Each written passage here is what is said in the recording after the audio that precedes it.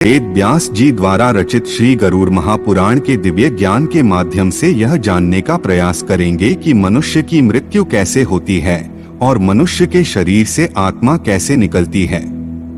नैमिषारण्य तीर्थ में सूत जी शौनकादि ऋषियों से गरुड़ महापुराण का दिव्य व्याख्यान करते हुए कहते हैं कि हे मुनि श्रेष्ठों, जब गरुड़ देव ने भगवान श्री हरि विष्णु जी से विनय पूर्वक आग्रह किया और पूछा कि हे प्रभु, जीवात्मा किसी भी प्राणी के शरीर को कैसे छोड़ती है तथा आत्मा के शरीर से अलग होते समय शरीर की कैसी दशा होती है, मृत्यु क्या है, मृत्यु का स्वरूप कैसा है और मृत्यु कैसे होती है, इसका विस्तार पूर्वक वर्णन कीजिए और मेरी जिज्ञासा को शांत करने की कृपा कीजिए।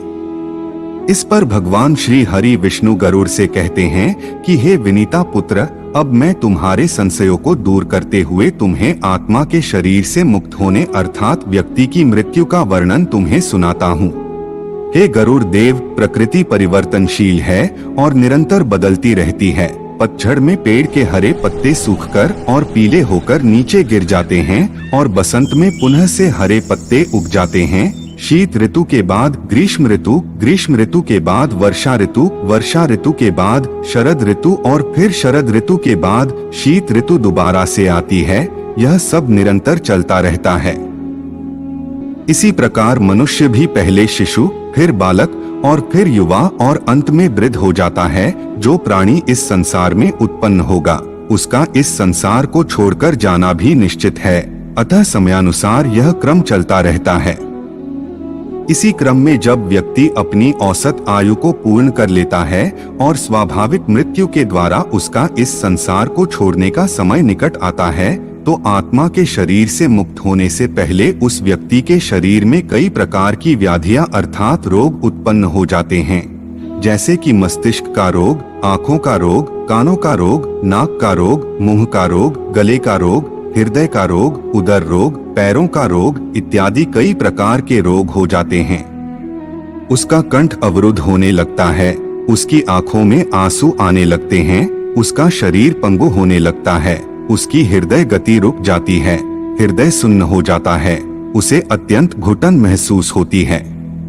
उसने अपने जीवन में जो भी शुभ अशुभ कार्य किए और जो उसके जीवन में घटनाएं घटित हुई होंगी, उन सभी का स्मरण उसे होता रहता है। यह सब एक चलचित्र की भांति उसकी आंखों में दिखता रहता है। इस भावना के दौरान उसके मन में जीवन भर अर्जित संपत्ति और प्रियजनों के प्रति अत्यधिक आसक्ति होती है, जिसके कारण उसके प्राण निकलते समय उसे अत्यधिक कष्ट और अत्यंत दुख होता है। इस समय वह अपने प्रियजनों को पुकारता है और उनसे बात करना चाहता है, उनसे कुछ कहना चाहता है, लेकिन सामर्थ्य विहीन होकर कुछ कह नहीं पाता और उसकी बातों और संकेतों को पास बैठा कोई भी व्यक्ति नहीं समझ पाता है। जब उसकी सांस रुकने को होती है, तब वह सांसों को वापस लाने के लिए संघर्ष करता है।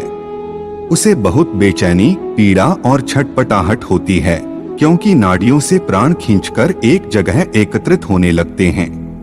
उसकी पांचों इंद्रियां अर्थात स्पर्श, स्वाद, गंध, दृष्टि और श्रवण की इंद्रियां एक एक कर शिथिल होकर लुप्त होती जाती हैं। श्रवण शक्ति सबसे अंत में लुप्त होती है।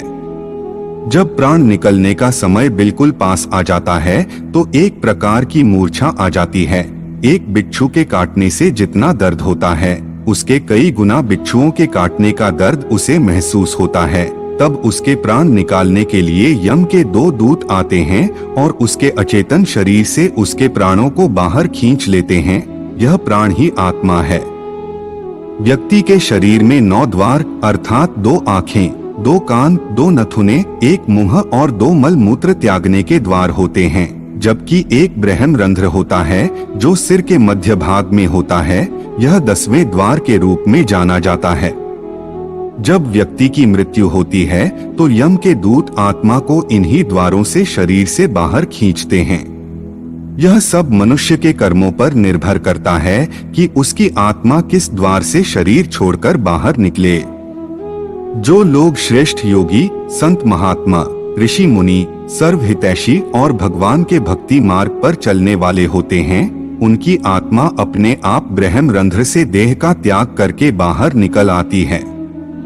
जो लोग धर्मपरायण, भागवत कथा का प्रचार प्रसार करने वाले और मधुर वाणी वाले होते हैं, उनकी आत्मा मुख के द्वार से बाहर निकलती है। जो लोग सदाचारी और भागवत कथा सुनने वाले होते हैं, उनकी आत्मा कान के द्वार से निकलती है।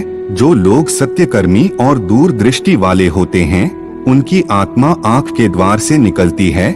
जो लोग अच्छी विचारधारा और सहयोगी स्वभाव वाले होते हैं, उनकी आत्मा नाक के द्वार से निकलती है। और जो लोग अत्यंत पापी, क्रूर, गंदी विचारधारा वाले, अत्यधिक झूठ बोलने वाले और दूसरों का अनिष्ट करने वाले होते हैं, उनकी आत्मा को यम के दूत मल मूत्र त्यागने वाले द्वार से बाहर खींचते हैं। जब आत्मा मुख के द्वार से निकलती है तो मुख से झाग या फेन निकलता है। जब आत्मा आँख के द्वार से निकलती है तो आँखें उभरकर बाहर निकल आती हैं। जब आत्मा कान के द्वार से निकलती है तो कान से मवाद या मैल निकलता है। जब आत्मा नाक के द्वार से निकलती है तो नाक से गंदा पानी निकलता है। और जब आत्मा मल मूत्र त्यागने वाले द्वार से निकलती है तो इन द्वारों से मल व मूत्र बाहर निकल आता है। इस प्रकार यम के दूतों द्वारा आत्मा को शरीर से बाहर निकालकर अलग किया जाता है। तो यह थी गरुड़ पुराण में वर्णित आत्मा के शरीर से मुक्त होने के बारे में एक छोटी सी जानकारी।